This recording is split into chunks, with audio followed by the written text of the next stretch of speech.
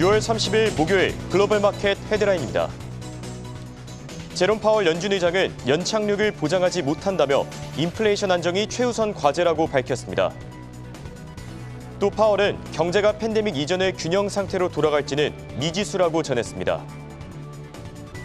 라가르드 ECB 총재는 낮은 인플레이션 환경으로 돌아갈 것 같지 않다고 밝혔습니다. 클리블랜드 연은 총재는 경제 여건이 같다면 내달 0.75%포인트 금리 인상을 지지한다고 전했습니다. 미국의 1분기 GDP 확정치가 마이너스 1.6%로 집계되며 팬데믹 초기 이후 첫 역성장을 기록했습니다. 미국-이란 핵합의 복원 협상이 종료됐습니다. 큰 성과 없이 마무리됐다는 평가가 나오고 있습니다. EIA 주간 원유 재고가 280만 배럴 감소하며 예상을 밑돌았습니다. 국제 쌀 가격이 올해 17% 하락하며 밀과 옥수수와 반대 움직임을 나타내고 있습니다.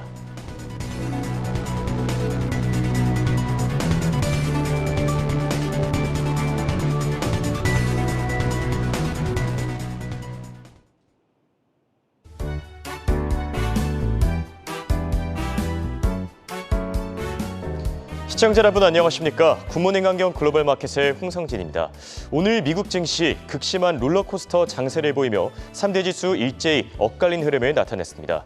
오늘의 시장은 제롬 파월 연준 의장의 발언과 또 경제 지표를 주시했습니다. 그리고 곧이어서 미국의 PCE 물가 지수가 발표될 만큼 앞으로의 증시 향방도 달라질 예정인데요. 보다 자세한 소식들 바로 체크하시죠. 굿모닝 안경 글로벌 마켓 지금 시작합니다.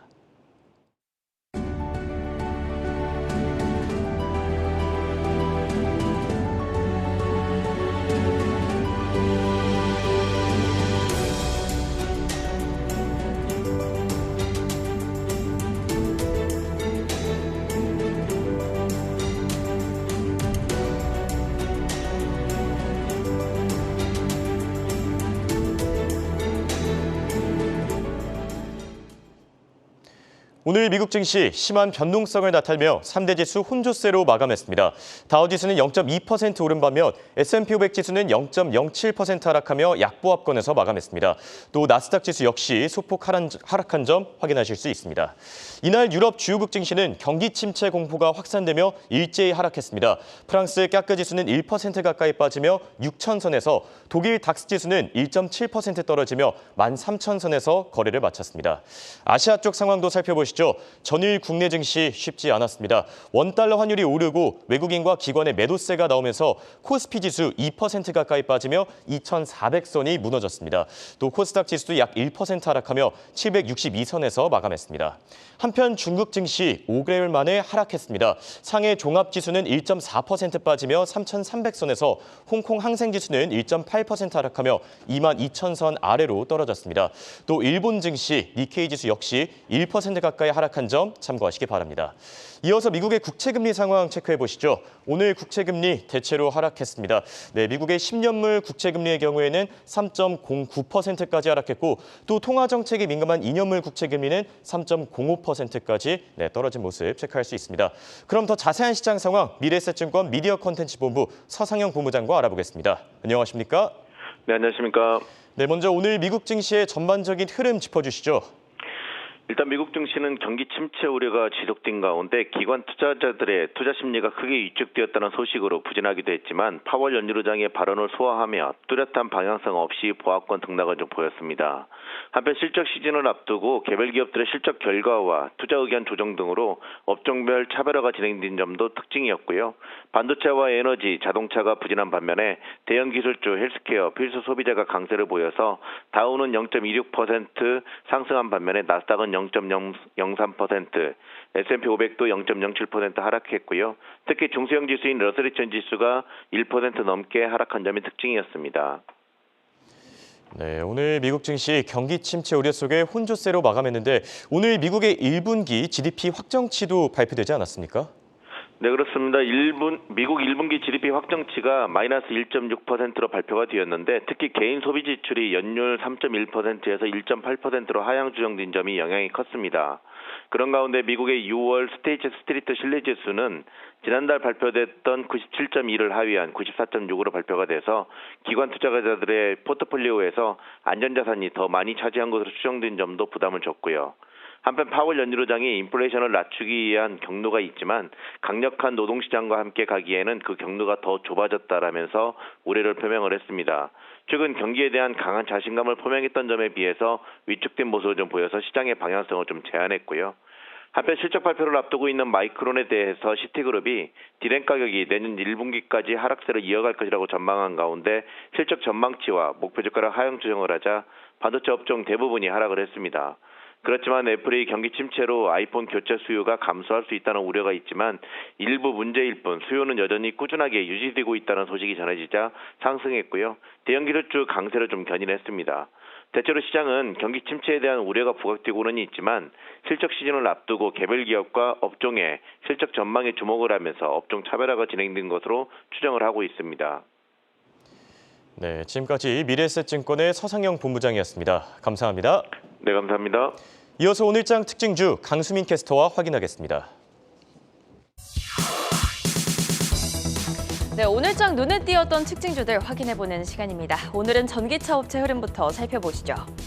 테슬라가 캘리포니아 산마테오 오피스를 닫고 자율주행팀 직원 200명을 해고한다는 월스트리트저널의 보고서가 나오면서 오늘장 주가가 1.7% 하락하며 685달러 선에 마감했습니다.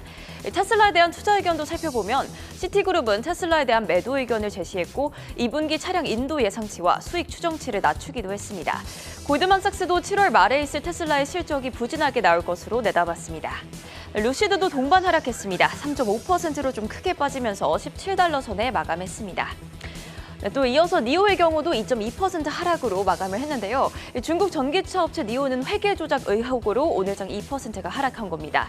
니오가 매출과 이익률을 과장하고 있다는 그리즐리 리서치의 보고서가 나왔는데요. 니오 측은 부인했습니다. 계속해서 주요 기술주 소식들 살펴보겠습니다. 레드번이 아마존과 마이크로소프트에 대한 매수 의견을 제시했습니다. 이 두 기업의 클라우드 서비스의 상승 여력이 보인다는 설명인데요. 오늘장 아마존과 마이크로소프트 각각 1.4%씩 오름세 나타냈습니다. 디즈니는 CEO 밥 차펙과의 계약을 3년 연장했다는 소식 전해졌습니다. 오늘장 디즈니는 0.2%로 소폭 하락하며 마감했습니다. 핀터레스트의 공동 설립자이자 CEO인 벤 실버먼이 13년 만에 CEO 자리에서 물러나 새로운 집행위원장 자리를 맡게 됩니다. 차기 CEO로는 구글 커머스를 담당했던 빌 레디가 임명됐습니다. 오늘장 핀터레스트는 1.3% 상승으로 마감했습니다. 또 오늘장 메타의 경우는 2%, 또 애플도 1.3% 오름세 나타내며 마감했습니다. 이어서 반도체주 흐름도 살펴보겠습니다. 오늘장 반도체주가 부진한 흐름을 보였는데요. 이 엔비디아와 AMD가 장중 52주 신저가를 기록하며 각각 2.7%와 3.4%로 하락 마감했습니다. 필라델피아 반도체 지수도 2% 내림세 나타냈습니다. 한편 뱅크 오브 아메리카가 골드만삭스에 대한 투자 의견을 중립에서 매수로 상향 조정했습니다. 경기 침체에도 수익 성장이 기대된다고 설명했는데요. 오늘장 골드만삭스는 1% 오름세 나타내며 303달러 선에 마감했습니다. 엔틀란틱 에코티스가 맥도날드에 대한 투자 의견을 비중 확대로 상향 조정했습니다. 맥도날드가 경기 침체에 탄력적인 비즈니스 모델 운영 등의 풍부한 경험을 갖고 있다며 소비 지출 둔화 시기에 대표적인 방어주로 평가했습니다. 오늘장 맥도날드는 2% 상승으로 마감했습니다. JP모건이 수요일에 우버 주가에 대한 추정치를 낮췄습니다. 다만 거시적인 환경이 선방향됐다고 밝히면서 이 우버에 대한 비중 확대 의견을 유지했습니다. 오늘장 우버는 다만 2.7% 하락으로 마감했습니다. 바클레이즈가 알트리아에 대한 투자 의견을 동일 비중에서 비중 축소로 하향 조정했습니다. 담배 규모가 작기 때문에 이번 가을에 알트리아가 EPS 가이던스를 낮출 것으로 예상했고요. 오늘장 알트리아는 3% 좀 크게 빠졌습니다. 바클레이즈가 펜 내셔널 게이밍에 대한 비중 확대 의견을 제시했습니다. 소비 지출이 둔화하는 시기에도 이익을 얻을 것이라며 다각화된 지역 카지노를 갖고 있다는 점을 긍정적으로 평가했고요. 다만 오늘장 주가 흐름은 2% 하락으로 마감을 했습니다. 모건 스탠리가 카니발에 대한 목표가를 13에서 7달러로 절반 수준으로 낮췄습니다. 카니발의 부채 수준을 고려했을 때 또 다른 수요 충격에 부딪힐 경우에 가격이 0%로 떨어질 수 있다고 우려했습니다. 오늘장 카니발은 14%로 크게 빠졌고요. 다른 크루즈 관련주들도 동반 하락을 했습니다. 노르웨이지안 크루즈와 로얄 캐리비안 주가도 10%씩 크게 빠졌습니다. 다만 로얄 캐리비안에 대한 투자 의견은 긍정적이었습니다. 바클레이즈가 로얄 캐리비안에 대한 비중 확대 의견을 유지했는데요. 크루즈 산업 전반과 비교했을 때 로얄 캐리비안은 코로나 팬데믹 이전의 운영 모멘텀으로 돌아가도록 포지셔닝이 잘 되어 있다는 분석입니다. 바클레이즈가 메리어트에 대한 비중 확대 의견을 제시했습니다. 향후 몇 분기 동안 상승 여력이 보인다는 설명이고요. 다만 오늘장 메리어트는 0.6% 하락으로 마감을 했습니다. 끝으로 오늘장 국제유가가 하락하면서 11개 섹터 가운데 에너지주가 가장 부진한 흐름을 보였습니다. 쉐보론은 2% 가까운 내림세 나타냈습니다. 국제유가를 포함한 좀 더 자세한 원자재 시황은 바로 이어서 최보아 캐스터가 전해드립니다.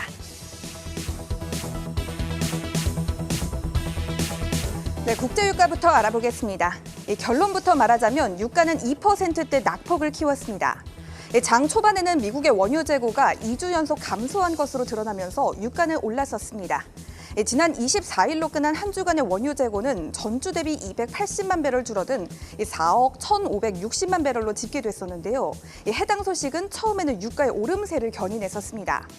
다만 미국의 원유 수요 절정기인 드라이빙 시즌을 맞았음에도 불구하고 휘발유 재고가 늘어났다는 소식에 유가는 즉시 하락 전환됐습니다. 또 원유 시장은 오는 30일에 열리는 오펙 플러스 산유국 회의를 주시하고 있고요. 이에 대해서는 기존의 증산 규모를 유지할 것으로 예상되고 있습니다. 오늘 장에서 WTI는 109달러 선에서 브렌트유는 115달러 선에서 거래됐습니다.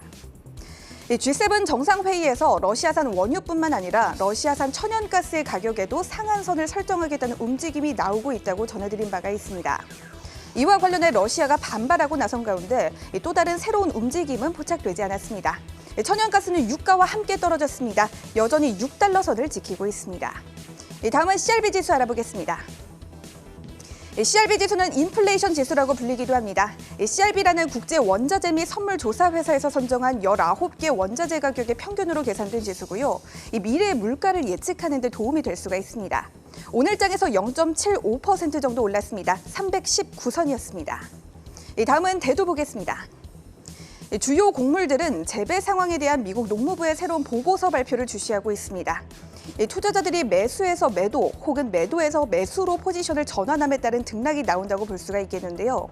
대두는 거래자들의 매수세가 유입되면서 최근 며칠간의 상승 흐름을 다시 한번 이어갔습니다. 대도 같은 경우 1,479센트 선에서 마감했고요. 대두유는 67센트 선에서 마감했습니다. 다음은 옥수수 보겠습니다. 앞서 언급한 미국 농무부의 보고서에 대한 예측이 옥수수의 가격도 좌우하고 있습니다. 재배에 필요한 적절한 양의 비가 예고되어 있기 때문에 생산이 조금 더 원활해질 것으로 내다보고 있습니다. 약보합권이고요. 663센트 선이었습니다. 다음은 밀 보겠습니다. 러시아가 이제 밀 수출을 재개하게 될 것이라는 예측도 나온 가운데 러시아의 농업물 시장 관련 연구소인 소브에코는 올해 러시아 전역에서 8,960만 톤에 이르는 기록적인 양의 밀이 생산될 것으로 전망하고 있습니다. 6월에서 7월 사이에 러시아 밀 수출량도 30만 톤 더 높여 잡았는데요. 4,260만 톤으로 예상했습니다. 해당 소식의 밀 가격은 0.45% 정도 미미하게 빠졌습니다. 931센트 선 나타냈습니다. 다음은 커피입니다. 세계 최대 설탕 생산국이기도 하지만 커피 생산국이기도 한 브라질에서 흉작이 예상되면서 커피의 가격이 오늘 장에서 4%대 크게 뛰었습니다. 커피 같은 경우 228달러 선에서 마감했습니다. 다음은 설탕 보겠습니다.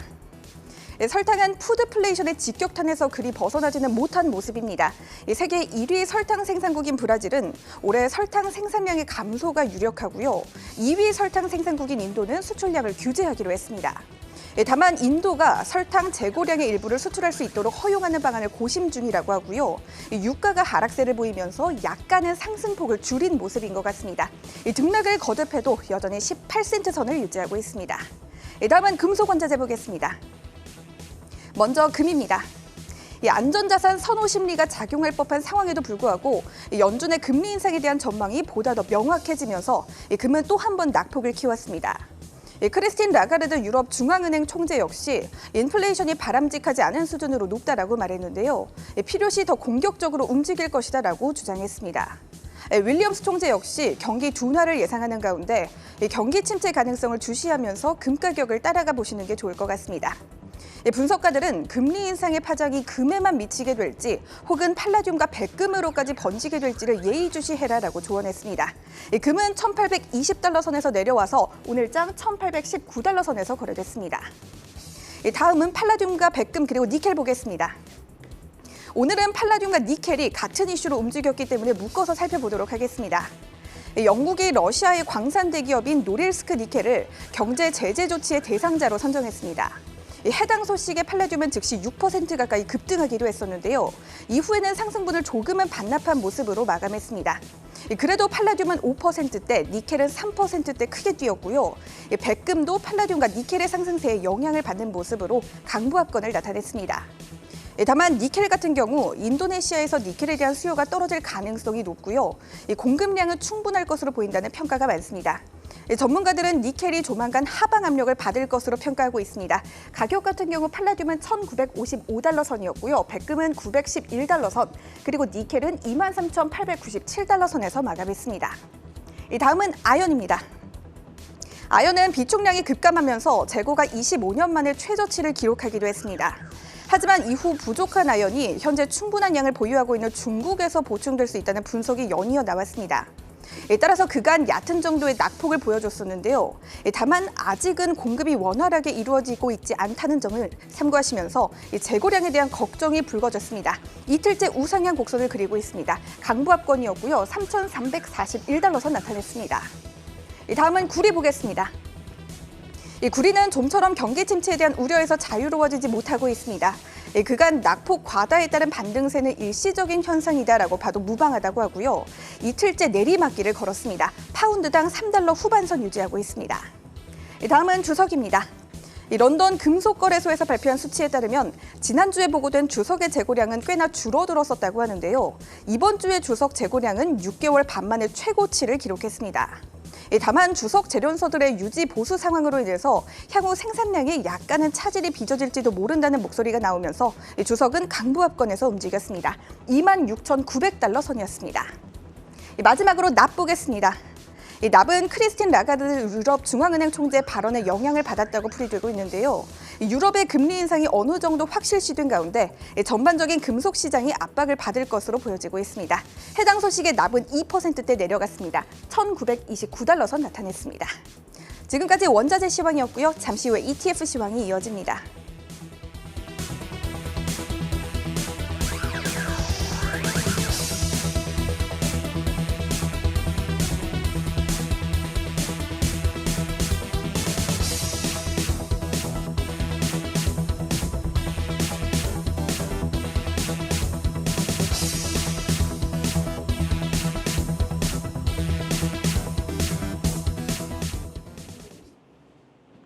생생한 ETF 시황 시간입니다. 이날 상승한 펀드와 하락한 펀드 살펴볼 텐데요. 수요일장에서 상승은 커피와 면화 관련 펀드가 이끌었습니다. 반대로 가상화폐와 마리화나 관련 ETF는 부진한 흐름을 보여줬습니다. 하나씩 살펴보시죠. 수요일장에서 9월물 아라비카 커피는 4.8%가량 올랐고 9월물 IC 커피는 1.59% 상승했습니다. 지난 한 주 동안 커피 가격은 다소 방어적인 모습 보여줬는데 이날은 IC 재고가 22년 만에 최저치인 92만 6,536팩으로 감소했다는 소식이 전해지면서 커피 가격이 상승 마감했습니다. 관련하여 커피 ETF 티커명 J5는 이날 상승 마감했습니다. 바클레이즈에서 운용하고 있는 펀드인데요. 말씀드린 대로 지난 한 주는 2%가량 하락하면서 빠졌는데 1년 동안은 40% 가까이 올라 있습니다. 하지만 상승분은 대체로 작년 하반기에 이뤄진 것이며 올해 들어서는 보합 수준을 유지하고 있습니다. 다음으로 러시아와 우크라이나 전쟁이 사람들의 의류 수요에도 영향을 미치고 있습니다. 여러 나라들에서 금리 인상을 단행하면서 소비자들이 구매력을 다소 잃고 있는 상황인데요. 이에 따라 의류 수요가 줄어들고 있는 겁니다. 이번 주에는 면화 선물 가격이 작년 9월 이후 최저를 기록하기도 했습니다. 면화 수입자들은 향후 며칠간 추가 하락이 있을 수 있다고 보고 있습니다. 이런 흐름 속에서 면화 ETF BAL은 상승 마감했습니다. 역시 바클레이즈에서 운용하고 있으며 만기가 1개월에서 5개월까지 남은 면화 선물 계약 지수를 추정하는 펀드입니다. 근 3개월 동안의 흐름은 좋지 않았으나 1년 동안은 방금 보신 커피와 비슷한 흐름 보여주고 있습니다. 올해 들어서는 4% 상승, 1년 동안은 40% 올랐습니다. 이어서는 하락한 ETF 살펴봅니다. 미국 증권거래위원회 위원장 게리 갠슬러는 가상화폐를 상품으로 분류한다고 밝혔습니다. 또한 상품거래위원회와 가상화폐 규제에 대한 MOU 체결을 논의하고 있으며 가상화폐와 관련한 하나의 규정서를 만들도록 제안했습니다. 이런 속에서 퍼스트 트러스트에서 운용하는 가상화폐 ETF CRPT는 이날 5% 정도 하락했습니다. 이 펀드는 가상화폐 기업 중에서도 관련 플랫폼에 집중하고 있는데요. 그중에서 코인베이스가 12% 비중으로 가장 크게 담겨 있고요. 가상화폐 투자 회사인 갤럭시 디지털 홀딩스가 11%, 이어서 마이크로 스트래터지가 10% 정도 담겨 있습니다. 해당 종목들은 오늘 일제히 하락 마감했습니다. 글로벌 X에서 운용하는 마리화나 ETF POTX는 이날 3% 가까이 하락했습니다. 마리화나는 현재 고비를 겪고 있는데 연방정부의 개혁 속도가 느리고 전반적인 시장 약세가 이어지고 있고요. 이어서 자본시장 제재와 인플레이션 그리고 침체 우려에 마진 압박 등이 부담으로 작용하는 모습입니다. 이 펀드는 작년 동기 대비 80%가량 떨어지면서 쭉 내리막길 걷고 있습니다. 마지막으로는 POTX 펀드의 상위 보유 종목들까지 확인해 보겠습니다. 썬다이얼 그로워스와 틸레이가 10%가량 담겨 있는데요. 이날은 6%, 또 3% 하락했습니다. 이어서 오가니그램과 크로노스 그룹은 오늘 4%대 하락 보이면서 마감한 모습 확인하실 수 있습니다. 지금까지 ETF 시황 살펴봤습니다. 현명한 투자하시기 바랍니다.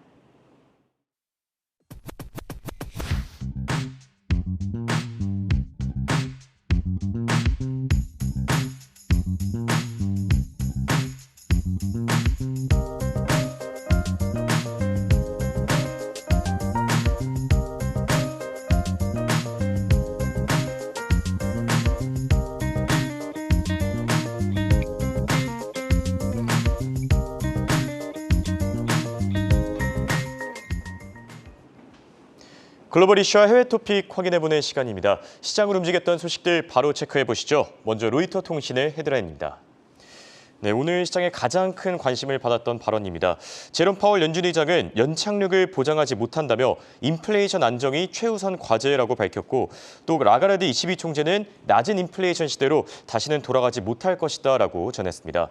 마지막으로 클리블랜드 연은 총재는 경제 여건에 따라 7월 75베이시스 포인트 금리 인상을 지지한다라고 밝혔습니다.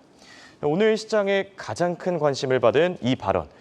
연착륙을 보장하지는 못하지만 인플레이션 안정이 최우선 과제다. 한마디로 경기 침체가 우려되긴 하지만 그럼에도 인플레이션을 잡는 것이 연준의 최우선 목표다라고 해석할 수 있겠는데 좀 종합적으로 전해주시죠. 오늘 파월 연준 의장과 라가르드 유럽중앙은행 총재는 유럽중앙은행의 연간 경제 컨퍼런스에 참석했는데요. 어떤 발언들이 있었는지 짚어보겠습니다. 먼저 제롬 파월 연준 의장은 미국의 경기 연착륙을 장담할 수 없다고 밝혔는데요. 현재 미국 경제는 긴축을 견딜 수 있는 수준이지만 연착륙이 성공할지 보장할 수는 없다고 전했습니다. 그러면서 코로나로 기존 경제 규칙들이 변했다고 언급했는데요. 과거처럼 경제가 흘러갈지 혹은 다른 방향으로 나아갈지는 모른다고 했습니다. 하지만 이런 상황 속에서도 연준의 우선순위는 인플레이션 잡기라고 강조했는데요.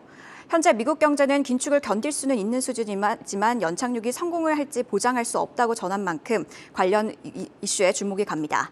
라가르드 유럽중앙은행 총재는 이날 인플레이션이 쉽게 내리리라 생각하지 않는다고 밝혔는데요. 팬데믹과 지정학적 위기가 상황을 바꿨다고 전했습니다. 그러면서 에너지 가격 상승이 유럽의 인플레이션을 부추겼다고 밝혔습니다. 또 유럽 분열을 방지하기 위해 노력할 것이라며 7월 회의에서 구체적인 방안에 대해 논의하겠다고 언급했습니다. 네, 제롬 파월 연준 의장의 발언과 또 크리스틴 라가르드 ECB 총재 발언 체크해봤고요. 다음은 마켓워치의 헤드라인입니다. 네, 미국이 1분기 GDP 확정치가 마이너스 1.6%로 집계되면서 7분기 만에 첫 역성장을 기록했습니다. 또 독일의 6월 CPI 예비치가 전년 대비 7.6% 증가하면서 전월 대비 소폭 감소했는데 이 정부 대책으로 물가가 일시적으로 안정됐다라고 볼 수 있겠습니다.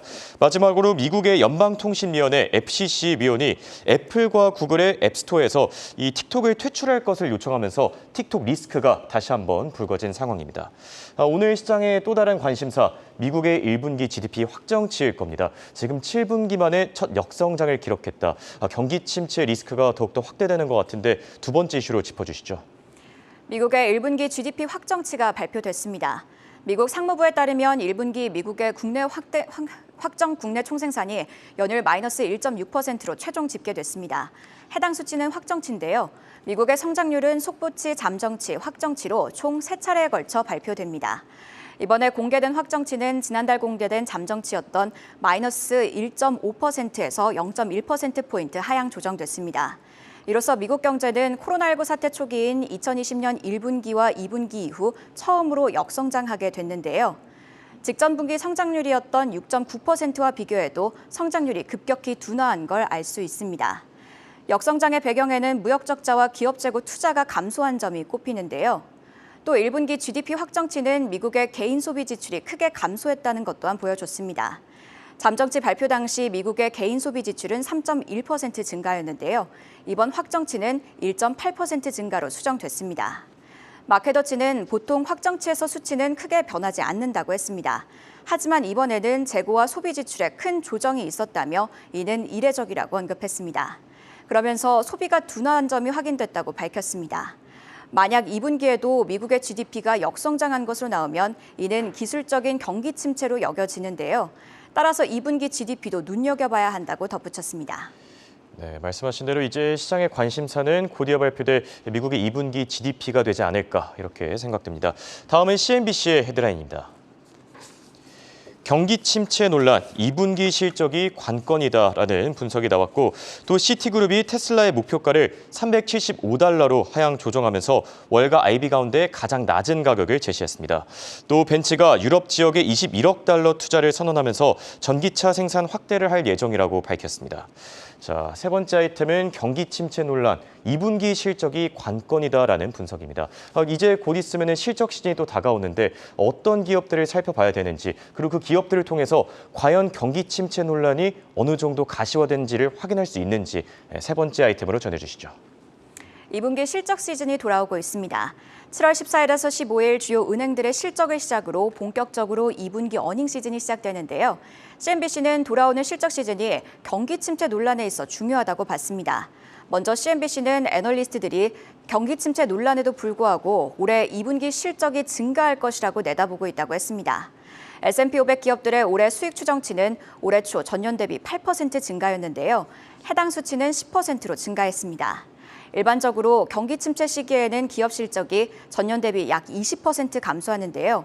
기업 실적이 전년 대비 10% 증가할 것으로 예상된다는 건 아직 경기 침체 가능성은 해당 수치에 반영되지 않았다고 전했습니다. 그러면서 시장은 실적에 있어 낙관적으로 보는 경향이 있다고 전했습니다.